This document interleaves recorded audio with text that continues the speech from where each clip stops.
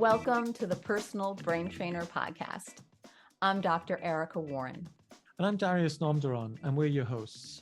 Join us on an adventure to translate scientific jargon and brain research into simple metaphors and explanations for everyday life. We explore executive function and learning strategies that help turbocharge the mind. Come learn to steer around the invisible barriers so that you can achieve your goals. This podcast is ideal for parents, educators, and learners of all ages. This podcast is sponsored by dyslexiaproductivitycoaching.com. We give you a simple productivity system for your Apple devices that harnesses the creativity that comes with your dyslexia. This podcast is brought to you by GoodSensoryLearning.com, where you can find educational and occupational therapy lessons and remedial materials that bring delight to learning. Finally, you can find Dr. Warren's many courses at learningspecialistcourses.com. Come check out our newest course on developing executive functions and study strategies. Hello, Darius. Nice to see you today. And you, Erica. I am thrilled about our session today. We've talked about it a number of times and it's finally here. We're going to be talking about time blindness and executive functioning.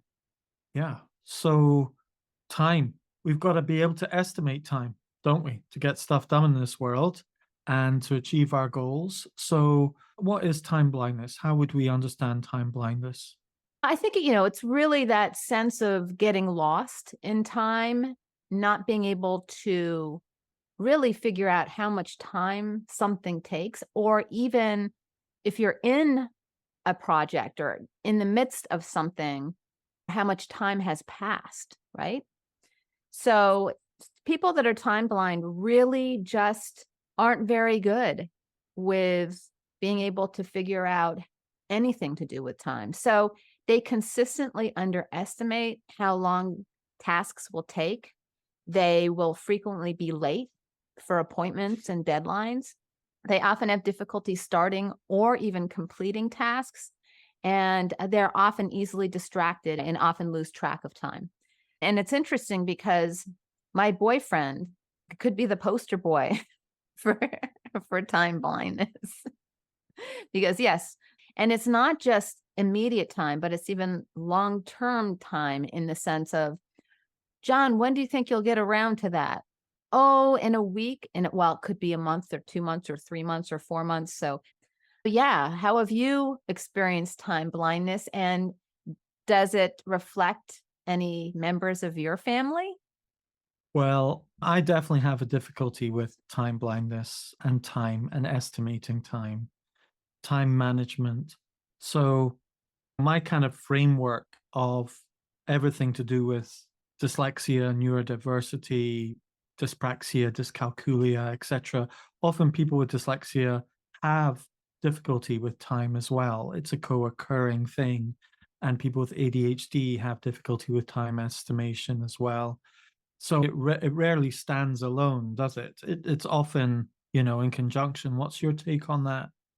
Sometimes. I know I don't have a problem with it, but I do find that there's a very high correlation for those with head injuries. Head injuries often impact executive functioning, and it can give that sense of time blindness. I think the one way that it does manifest in my life is when I go into a flow. And I have to be very, very careful not to go into a flow before an appointment, because what feels like 10 minutes could be 2 hours. Oh, I yeah, absolutely. really, when I'm in a flow, forget about it. I could go into a flow for like 7-8 hours. Yeah. It's crazy. And I can't believe how much time has passed. It blows my mind. There's a fascinating story told by, I wish I remember his name, the guy who wrote the Checklist Manifesto. And a really wonderful story. So this guy who wrote the Checklist Manifesto was the chap who created the checklist for pre-operations for the WHO. Have you heard of that checklist? No. So it's this remarkable checklist that has saved a million lives. Okay. It takes 1 minute to go through before an operation, a 1 minute checklist after the operation, and just that has saved a million people's lives. Because Wow. when you go into surgery, there are so many small little things like flying an aircraft that if you don't do, it can really knock you off course. And so what he did was he integrated the principles of in-flight navigation and how airline pilots work with checklists. You see it on the movie all the time. Flaps, check. Right. Landing gear, check, etc. Check, check, check, check. What he discovered was that surgeons, when they get into a crisis situation in surgery, they completely lose track of time. And so, what often happens, which he saw all the time, because he's a doctor and a surgeon himself, is that a patient will start bleeding out, for example. And so they go in and they decide to suture it up or sort it, etc. And then the blood pressure starts dropping and things start going wrong and so on. And they're kind of like, just give me another minute, just give me another minute. And everyone around them is like, you've just taken 6 minutes to do something that really should have been at a max 4 minutes. And it's not that they're at fault, but they've completely lost track of time. So what they do is they've been trained to say, clock me or something like that. And so they start it and they go, I'm going to go and suture. And they go to the nurse and go, clock me. And the nurse goes, 30 seconds, 1 minute, 1 minute, 30 seconds, 2 minutes. And then they go 2 minutes, 30 seconds. And the surgeon's like, what? It's not 2 minutes and 30 seconds. I've just started. They're like, sorry, 3 minutes. And they recalibrate because they've got an external thing and they need that to calibrate what they're doing because they know if they can't do it within that 4 minute window, then they have to stop and go on to the next phase of dealing with that issue. Oh, what a great story to illustrate what we're talking about today. And his name is Atul Gawande. It's an incredible book, and it's so good, this checklist manifesto, for everyone, actually, how valuable checklists are. And they're very different from to-do lists. You know, to-do list tells you what you should do, and a checklist checks what are the most essential things that if you didn't do that little thing would be catastrophic for you. Like, did you take your laptop when you walked out your door to go to an important meeting? If you didn't, that's catastrophic because you're going to have to come all the way back, pick it up, and be late. So, checklists are also a really useful technique for dealing with time management, but that's another point. Well, I think that's an outstanding point, and we had 6 strategies on our list today to review, and I just added that as number 1. Great. So I think that's an outstanding one, and I think that's an outstanding resource for our audience. So with that said, let me just go over the big picture, the 7 strategies that we're going to review today. One, which you just reviewed, which is checklists, which I popped on the top because that's great. I love it. Number 2 is time tracking. Number 3 is structured schedules. Number 4 is visual aids for time management. Number 5 is time management apps. Number 6 is mindfulness and reflection. And number 7 is coping when times slip away. And I guess technically the checklists might fit under that visual aid for time management. However, the example that you gave us wasn't necessarily a visual aid, it's an auditory aid. Checklists can be visual aids, but they can also be auditory aids if you have an assistant that can give you that constant auditory, which is really interesting. I love that idea of having auditory time. And in fact, I actually do that because if I have an appointment coming up and I don't want to be late, I'll often ask my device. I won't say her name because then she'll make a bleep. But I'll often ask my device or devices to remind me a minute or 2 before the meeting so that if I happen to go into a state of flow where I definitely become time blind, then I'm golden. Yes. And it's also a working memory thing for me as well. So you can Mhm. be in a state of flow, or you can just have got it out of your mind. You're kind of like, right, I've got 10 minutes. I'm just going to go quickly make myself a cup of tea. I'm going to let the dog out. I'm going to quickly do X, Y, and Z, switch the heating on, and then I'll be ready for the meeting. And then ding, all of a sudden you're like late and you're like, oh gosh, I forgot. Well, it's kind of like I know my working memory is 3 items, and I filled it with 3 items, and I'm maybe thinking about another project or whatever. And then that thing's fallen out of your working memory. So one of the things that I do is I have a calendar reminder that reminds me 3 minutes beforehand and 10 minutes beforehand. 10 minutes is not so great. I can't rely just on 10 minutes. I need 3 minutes as well, because, like you said, you get into something and you get distracted. You need that last minute. But if I know I'm just about to do something that might get me into a state of flow, even a calendar reminder is not enough.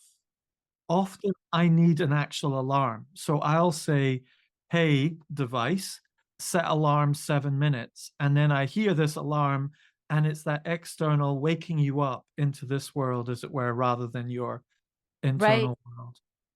Well, I guess that is kind of like an external checklist and an auditory one at that, Yeah. that then keeps our visual aid time management separate from the checklist if we make it auditory. And just to throw in there, which is just a whole nother one, is tactile reminders.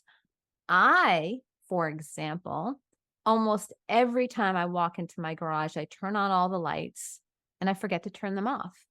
Well, I don't do that anymore because I came up with a tactile reminder. Whenever I walk in there, I cross my fingers and I don't let myself uncross my fingers until I turn off the lights. Yeah. And even if I'm doing things, it can be a little bit annoying, but I don't forget to turn off the light when I leave. So that's a funny one. So I guess that's like a tactile reminder. But Well, another strategy on the visual reminder side of things is often this happens at thresholds, doesn't it? So you move from one space to another. Okay. So you move out of the garage and your attention goes towards, I'm just about to open the door. You're thinking about where you're going, thinking about what you're going to do next. And so you switch off from the context you're in at the moment. So it's also a working memory thing. So you open the door, and once you pass that threshold, you have the checklist of an image of mm, a light or something mm, there, right? And you see it in an unusual place, and you go, like, oh gosh, yes, I'll just check the other lights are on, switch them off. And so often I find when I help clients with this in their workplace strategy flow, often that if you think about the process and you think about a threshold, once you move past that threshold, you have like a little checklist of things that you normally need to do. And it's brilliant for kids as well. So, one of the yeah. things that I've done is you do a mind map, for example, of all of the areas in your house, your bedroom, your bathroom, your kitchen, your front door, your back door, and then you list all the things that you think are important to do in that location. You reorganize them into the right thing. Like whenever I'm at the front door, I'm normally walking out the door to walk my dog. I need to remember poo bags, the lead. I need to make sure I've got my hat, my sunglasses, and something else. Okay. And you've got a checklist at that point that's visually in that location that you can just look at. Yeah, check, check, check. Oh gosh, yes, poo bags. I better get the poo bags. And then out you go. And I think having that location specific checklist that's visual is really, really helpful. Now, I suppose it's not necessarily so related to time. So let's get back But into it time. can be, and it's so interesting that you say this because for me, visual, I don't see it.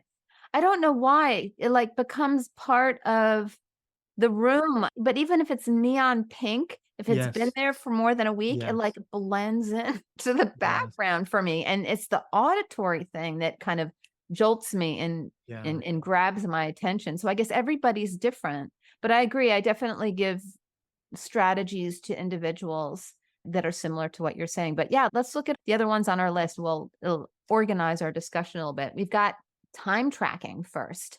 So, time tracking is just really your ability to track your activities with tools such as time tracking software or journals, or I guess we could even say the various tech tools that we can wear on our wrists and in our pockets and such. But do you use any time tracking tools? Okay, so I've got to make a confession here. I absolutely hate them.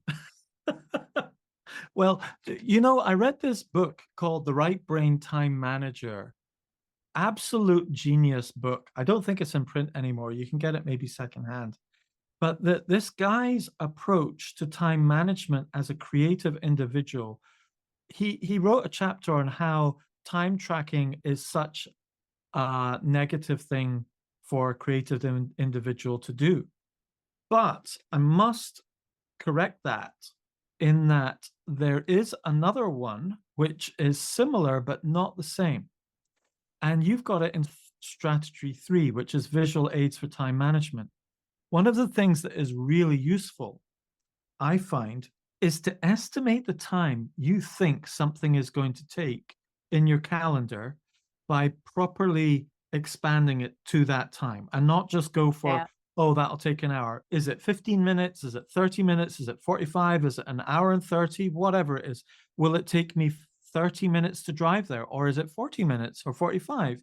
And so, what I do when I'm helping people kind of calibrate their time sensor. So I kind of think of it as you've got like a time sensor inside of you, an ability to sense time.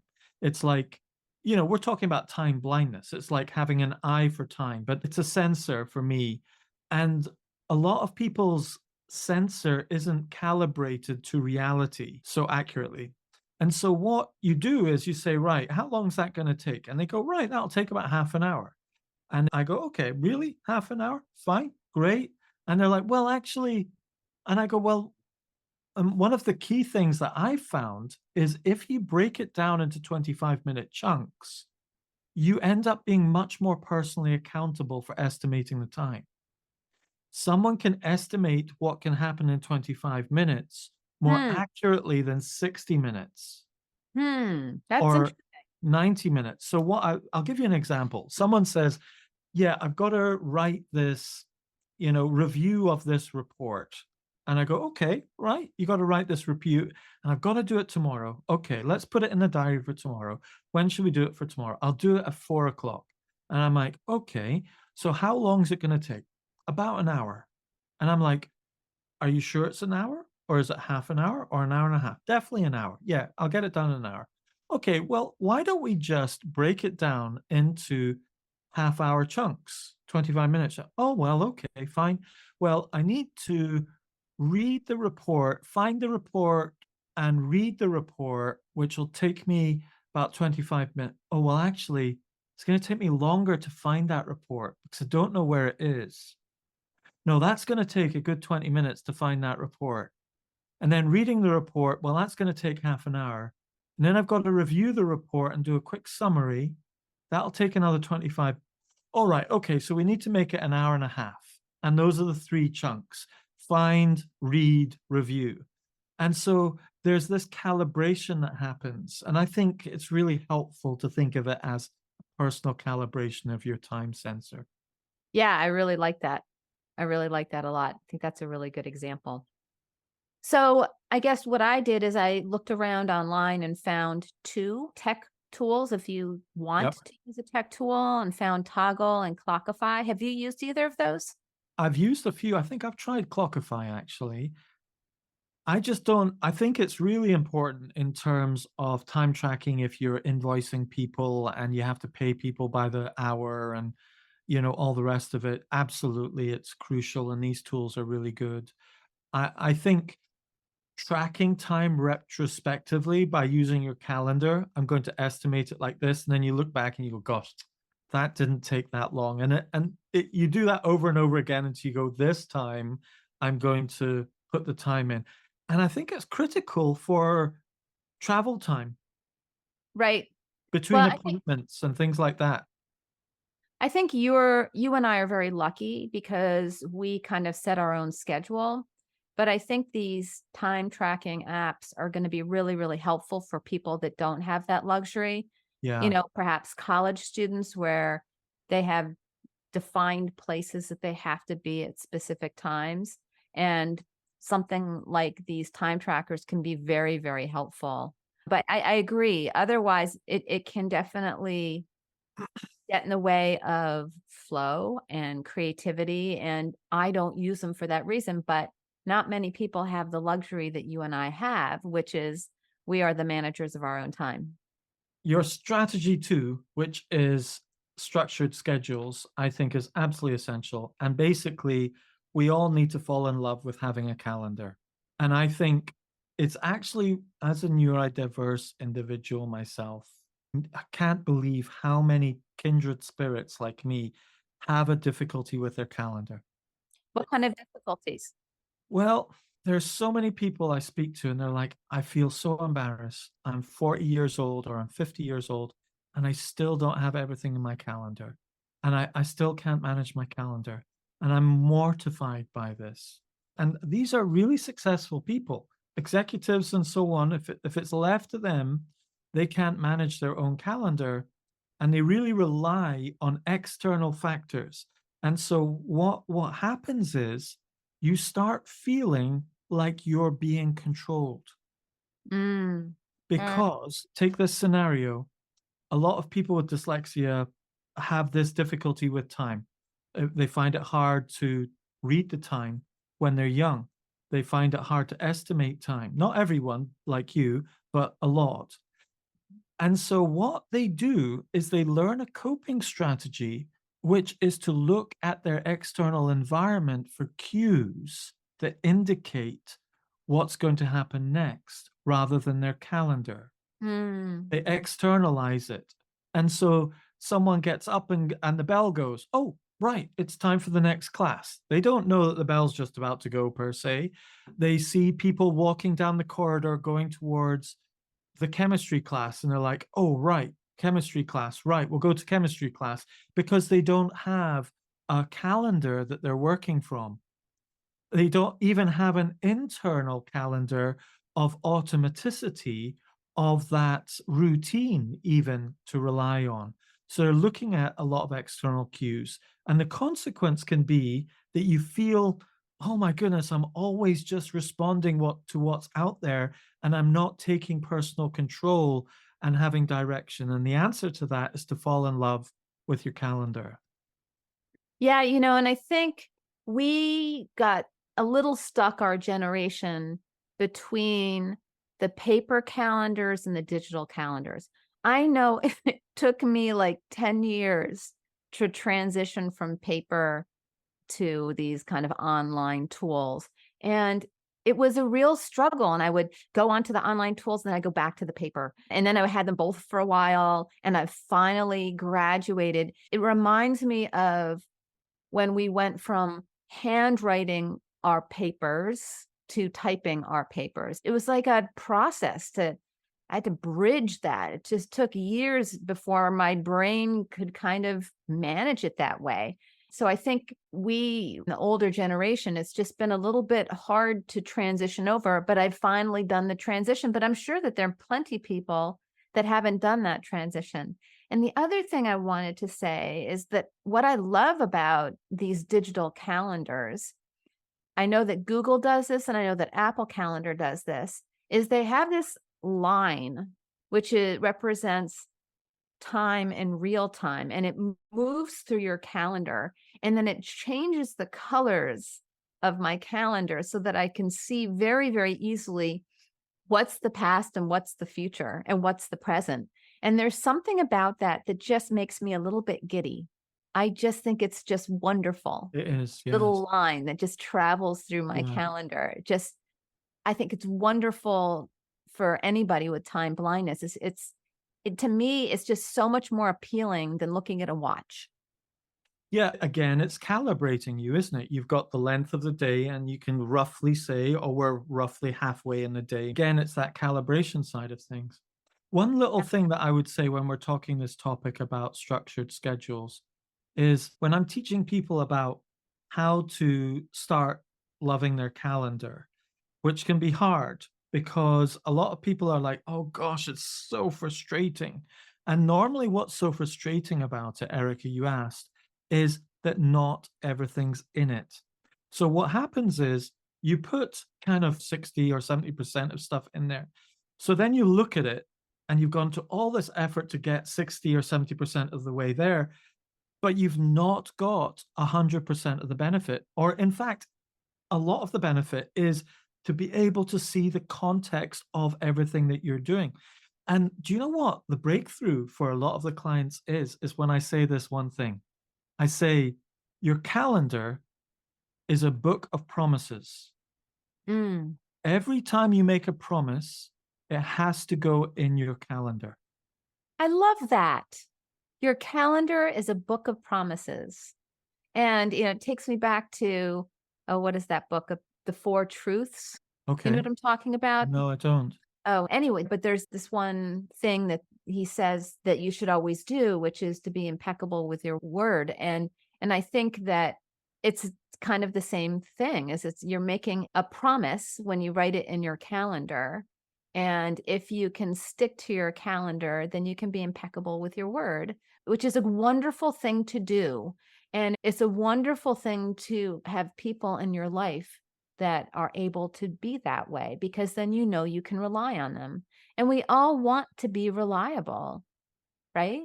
And if you're time blind or you've got difficulty with time, it's mortifying because you're kind of like, my heart is to be a person of my word.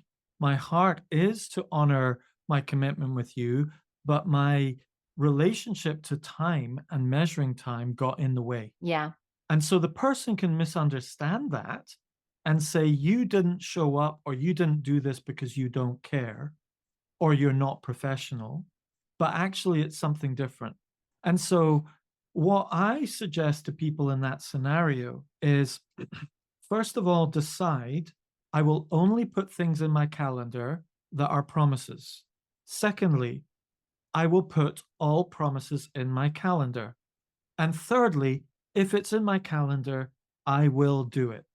Now, if you've got all those three things, a fourth thing is I will only fill up half of my calendar because a lot of people go to the other extreme of, right, I've got every single minute sorted, but you need eventuality time, you need contingency time, and so on. So you got to set yourself up for success. And once you do that, and you've got every commitment in the week ahead in your calendar, and you're completely sure of that, it gives you so much peace. And then the second thing, and I speak from experience, I've only learned this in the last 2 years. Before that, it was, you know, I might manage it, I might not. My wife might remind me, my colleague might remind me, my workmate, and you just rely on this kind of a little bit of help from here, a little bit of help from there, and pretty much I'll get it. And I might drop the ball on one or two things in the week, and I'll just say sorry a lot and make it up to them. But there comes a point where you just don't have the capacity to just make it up to them. You just want to deliver. And the answer to that is get it in your calendar. Yeah. It's interesting because my boyfriend came up once before. He doesn't keep a calendar, and he won't. He won't go there. Maybe I'll get him to listen to this podcast and maybe And I know I well, totally understand what it's like. I totally get it. And there's so many people who find calendars so incredibly hard. And yeah. it's a psychological thing as much as it's a technical thing, and you need both. So Yep. you address the psychological by saying, I'm a person of honor, I'm a person of Right. duty, I deliver on my promises. If you make a promise to your child and you say, I'll take you out for ice cream after that ballet competition, you put it in the diary. Ballet competition, Saturday, 6 till 7:30, and then 7:45 till 8 o'clock, ice cream. And you see it, and your daughter sees it Yep. and looks at it, and they feel honored and respected. And they get to the point where they say, is it in the diary? And you go, oh gosh, no, it's not, because they know if it's scheduled, it happens. If it's not scheduled, it doesn't happen. Yep. Yep. Well, and the book I was trying to think of was The Four Agreements.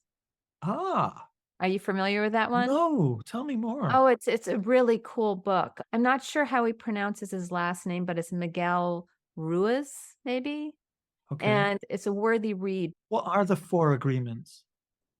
The 4 agreements are: don't take anything personally, Oh, don't make assumptions, always do your best, and then, of course, be impeccable with your word. And that's the one that I really hold on to.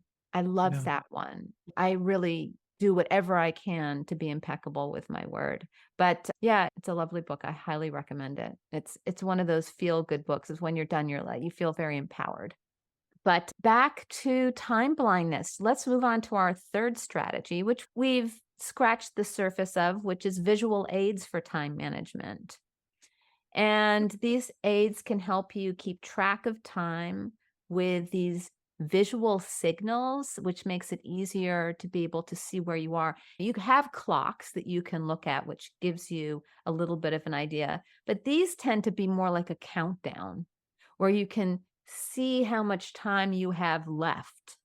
So it almost colors what's left in the clock, or it could literally be a numerical countdown.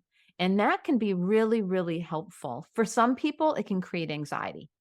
So if you're one of those people, I don't recommend them. For others, it's just this constant reminder of like, oh, wow, okay, 10 minutes passed already. Wow, I only have that much time left. Okay, I'm going to speed up a little bit, or I can slow down a little bit. But for some people, it's wonderful to have that kind of visual aid.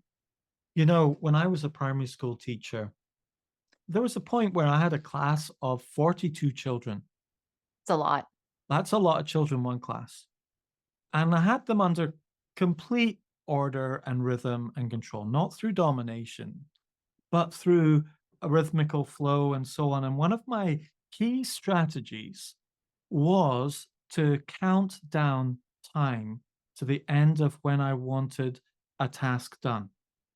And this is interesting because a lot of parents do a countdown of, right, I want you to be silent and I'm going to count to three, 1, 2, 3.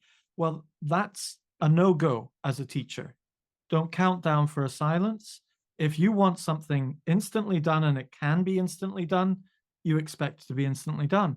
But if something takes time to do, you shouldn't be asking them to get it instantly done. And so you calibrate the time and you say, right, children, I want you to all move towards the door and line up at the door, finish what you're doing and go to the door and line up. We're going to get ready for break. And so I would say, I'm just going to count you down. And I would count down and I would say 60. So the moment I've said 60, I'm not going 1, 2, 3, and I don't know where it's going to end, but I go 60, 59, 58. They know where it's going to end at 0. And that's exactly what you're talking about there. So with a visual image, you've got the fullness of your time, and then you see where it's going to get to 0. Right. And the other thing that I learned that was really important in it is when you're doing a countdown, you can do it in a way that stresses people out, or you can do it in a way that calms people down and gives them confidence that they're going to achieve it. Now, I'll give you an example. So you can say, right, children, I want you to move to the door and get ready. 60, 59, 58, 50, and you're like, oh, shocked every time. Or you could go 60, 59, 58, 57, and it's just really quiet. So it's not Yeah. overwhelming, but it's just in the background. And basically, with your voice, you're just saying, I'm here to help you do what you want to be doing here. Okay. And Yeah. so I think that's one of the things that also we could translate into the tools we use. Like my emotional reaction to like time tracking was like having, oh, you're totally inefficient and rubbish and you've got to do this and so on. Whereas my response to, oh, I estimated this time in the calendar and then I did it. Oh, I got it. That was great. Oh, I didn't quite get it. Next time I better remember to give myself a bit more time. And also these visual aid time countdowns, like set timer 5 minutes, etc., is a great way of helping you doing what you really want to be doing. That's right. That's right. And we have two suggestions here. One is called Time Timer, and the other one is called Visual Timer Countdown. But there are so many of them out there, and just explore until you find one that you like. But also know that all of the books and resources that we're mentioning will be in our show notes so that if you want some live links, you can find them there, which takes us on to strategy 4, time management apps. So again, sometimes we need that kind of technology outside support that will give us these little reminders, countdowns, integrative calendars that help us to be punctual and organized. And I have 3 here: Rescue Time, Forest, and Focused at Will. Have you used any of those? I've tried to use Forest. Again, I find them really hard to work with, actually. I am always looking for the simplest way to get the biggest result. Yeah. And do you know what? The calendar is probably the most valuable time management app that there is out there. Over the last 10, 15, 20 years, I've tried lots of different apps like this at the cost of not learning how to do my calendar. That's really interesting because you're relying on something external instead of making that internal commitment. Forest is interesting. I explored it. I've never used it because it's not something I really need. But I love the idea that in the app, basically, that when you're staying focused, you plant virtual trees and you see them grow. Whereas if you get distracted, they start to die, which is Mm, really interesting. I think for some people that could be really, really appealing. my dreams are dying. Yeah, right? My progress is dying. But, another one that I had under here, the Focused at Will, is a little bit out of the box here. It's very different than what we were talking about. And this is a site that claims that they have neuroscience-based music services that provide tunes and auditory pleasing melodies that boost concentration and focus. So I went on there and I listened to a little bit, but it's funny, I really don't want anything. When I'm in a flow, I want quiet. Some people love to have something. If I had anything, it would probably just be a beat that would match my energy level so that it would keep me in a flow. But even then, I think I always tend to pick nothing. My boyfriend often says, like, "Oh, Erica, you've got to listen to this podcast or this podcast." And I say, I really don't have the time because I'm always productive. And so, although he's got a PhD, I often say in podcasts, I don't listen to as many because, he's a carpenter. And so he can work and listen, whereas I can't work and listen. I can only work. Well, of course, I tend to be at my computer writing and stuff like that. So it's a little bit harder. But I know some people. I had this one student that could listen to heavy metal and do calculus. And it blew my mind. He showed me, and I was like, "Wow, Yeah. you've got the coolest brain ever." Huberman talks about the sound sequence and rhythms that scientists have looked at, and a lot of these apps have like these rhythms but masked by some music over the top of it, so it doesn't just sound like a rhythm, or you could just have the rhythm. And it's interesting to hear. I remember from what he had to say was that some frequencies help some people and another frequency helps other people, but generally speaking, there is a frequency that can help most people. But again, it's for a period of time. So it's interesting, the research that's being done on it. I don't know enough about it, but it is interesting. Yeah, and, just I'm so sensitive to sounds, and I can remember as a child, I couldn't have any kind of noise going on when I was doing anything, and I can even remember at a time we were at a restaurant, and they had 2 melodies going on at once. And nobody else could hear it, but I could, and it was making me really, really anxious to the point that my mom went to the restaurant owner and just said, "My daughter's really, really agitated." She says, "You have 2 songs playing at the same time." Nobody could hear it, and he went back and he said, "Oh, yeah, she was absolutely correct." But I'm just hypersensitive Wow. to me, it's overtaxing. It overwhelms and it overtaxes me. So I just love silence. Like when I'm in my car, I often could listen to a podcast or I could listen to music and I just like it silent. I get lost in my thoughts and it's just I like that. But it's funny, I go through stages. There are other stages in my life where I have music going all the time. Right now, Really? I have nothing. Nothing. Right. It kind of just depends on where I am in my life. Erica, I want to go a bit deeper in this. Let's just think about time for a moment. And what is time? And why do we expect that we do have a sense of time? And is it a natural thing for us to be able to sense the transition of time? Because, there's a lot of people that can't sense the transition of time in the way that, like a clock. And I'm one of them. And I have to constantly calibrate myself to the external world to sense time. And it wasn't that long ago when we didn't have clocks, We just had Right. morning and evening, and we had midday, and our sequences of time were much bigger. Now Yeah. our sequences have gone down to the minute, like if you're not there on the minute, then you're late. Right. I'll meet you at sunset. But there's something so beautiful about that. And I can think of a time where I was backpacking in the Wind River Range in Wyoming for 3 weeks. And we brought no technology with us, no nothing, just our backpacks with food. And you just kind of, you went onto a different clock. You just paid it, when it got dark, you went to sleep, and when it was light, you woke up, and when the sun was overhead, it was lunchtime, and when the sun was going down, it was dinner time, and there was something so beautiful about being in sync with nature. And because of technology, we're in some ways get out of sync with nature, which causes all sorts of problems with sleep and everything because our brain gets confused. It doesn't know what time of day it is. And we get our inner clock all messed up because, it's late at night and so many kids have their face right in their technology, which is this bright light.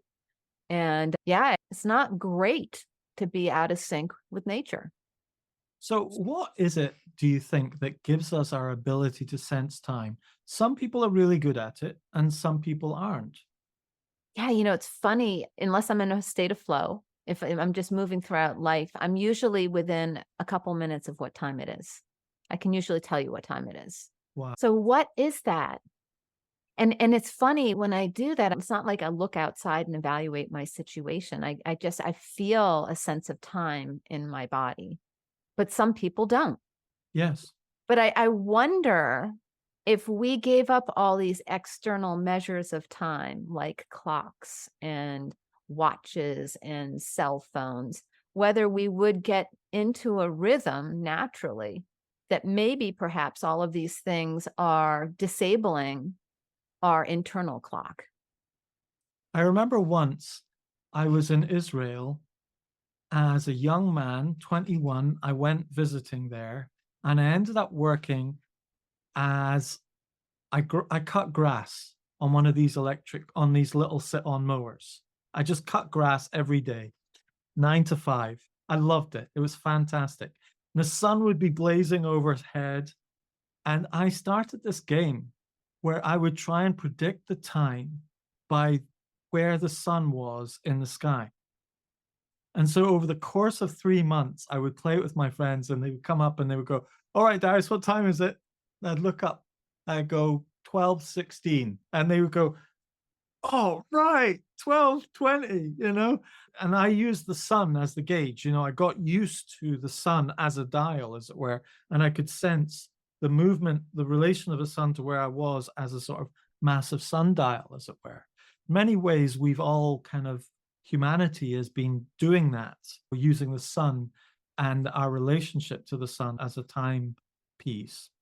Yeah.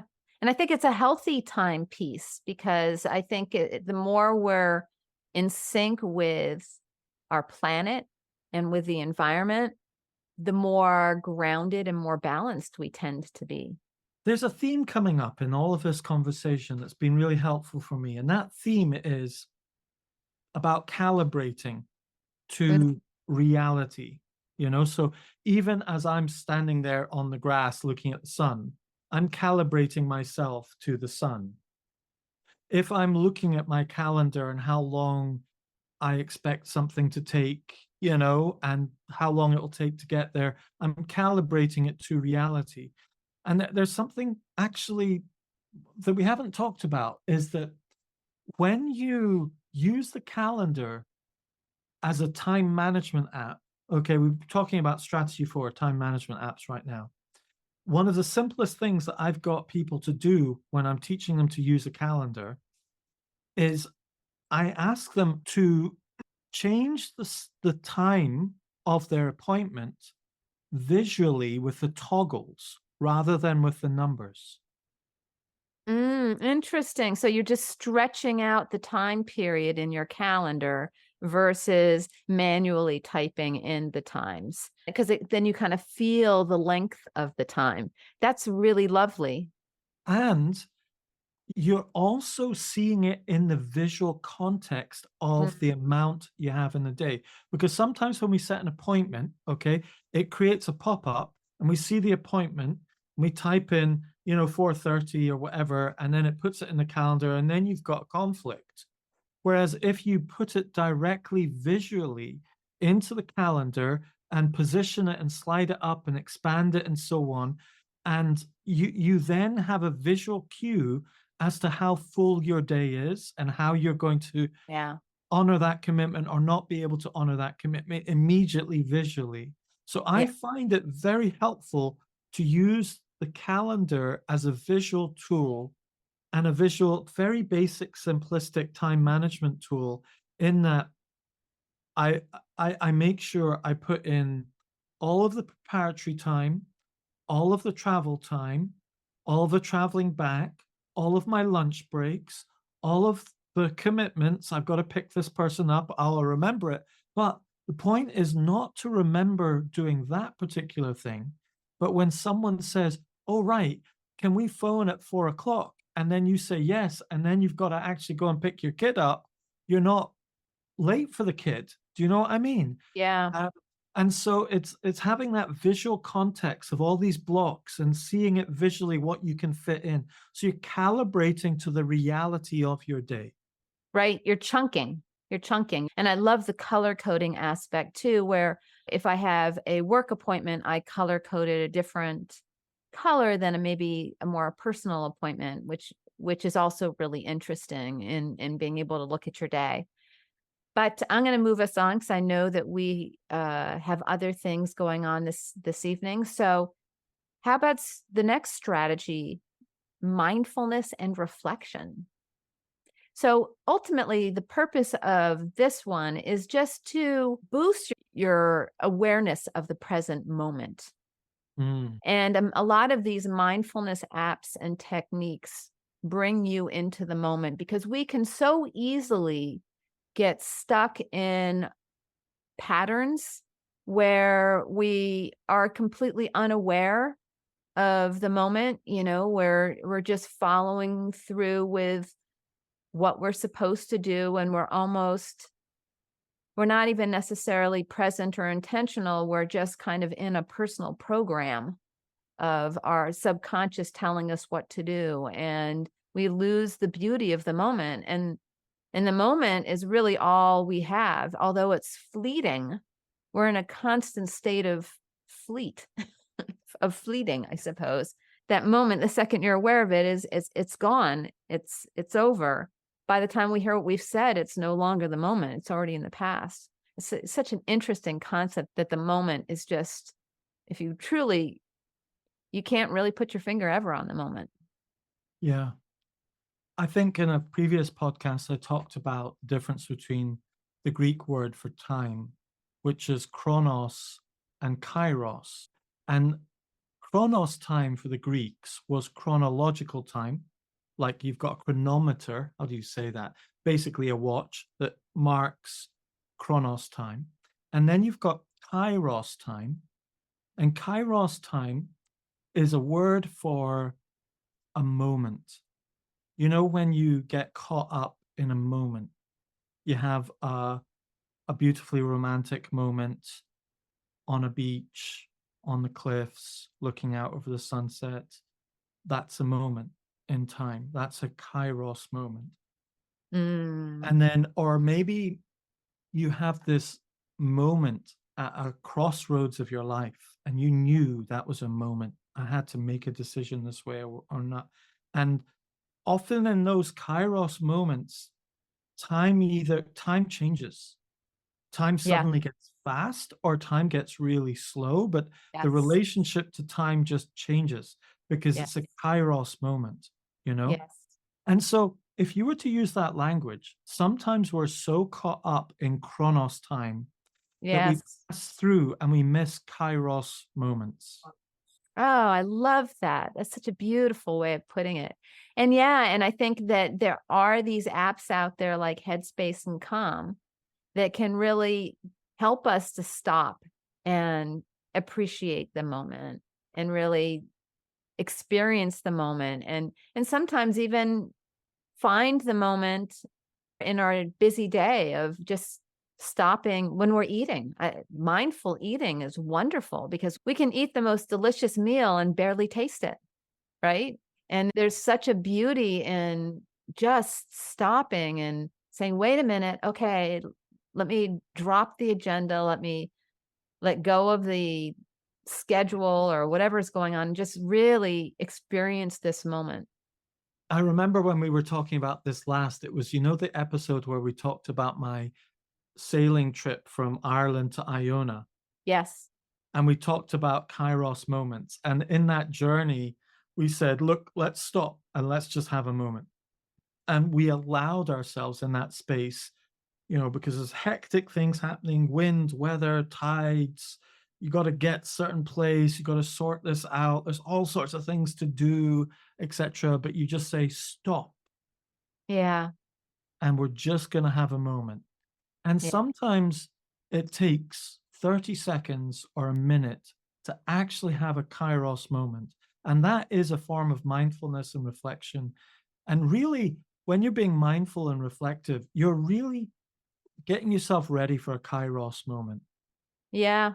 Yeah. And ultimately, you are not time blind in that moment. You are fully in it. And we've all had moments where we were fully present. And it's beautiful. There are also journaling apps that you can use. Journaling is a wonderful way to drop in the moment. And two that we have down here are Day One and Journey. And again, if you're interested in exploring those or anything like that, we have those links in the show notes. And also in that realm, prayer. Never underestimate Mm. the power of prayer. I mean, if you're a person that is inclined towards prayer, I love it. I watched Huberman talking about how he prays this week. It was fantastic hearing him. It was like a confession. Yes, I pray. And he talked about how he prays and how so many scientists do pray and so on. And again, that is also a time to reflect back and also listen. Mm. And you know, one of the biggest difficulties I have with time, okay, is this desire to be efficient. Right. And it's this underlying drive, be Yeah. efficient, be efficient, be efficient, Push. be efficient. But there's something inside of me says, no, I'm not here to be efficient. I'm here to be effective. You know, I don't want to be efficient. I want to be effective. And sometimes it's one or the other. We often think we can do both. But, Sometimes it is. well, sometimes it is, but often it's very inefficient to stop and have a rest on the face of it, a brain break, or reflect or look back. That's being inefficient. You know, we should just keep walking, keep walking.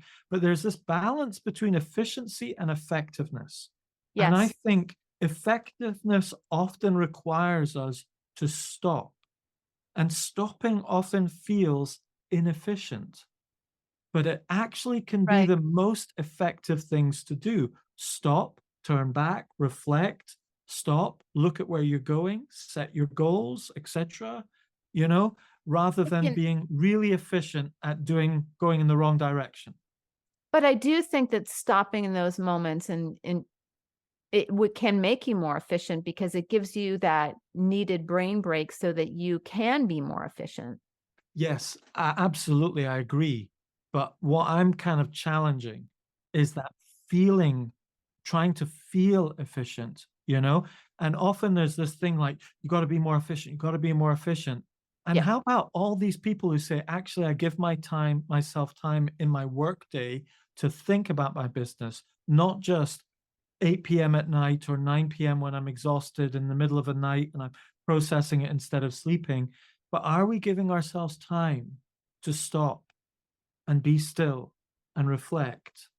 And I think that's part of this whole time thing. So, in a way, we've got to have this balance between chronos time and kairos time. And Yes. even that comment of 50% of our day should be chronos time, and some other part of it, opportunities for serendipitous encounters and so on, you know? Yeah, yeah, because there's not a lot of joy in life if you're always in that chronological time. You're right.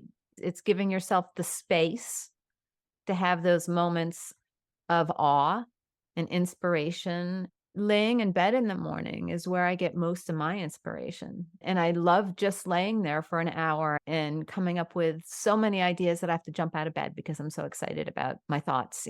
So, yeah, I like that. Leaving the time every day to have both Chronos and Kairos. Did I get it right?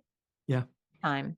And to honor that, which takes us to strategy 7, which is how to cope when time slips away with us, because I think slips away from us, that is.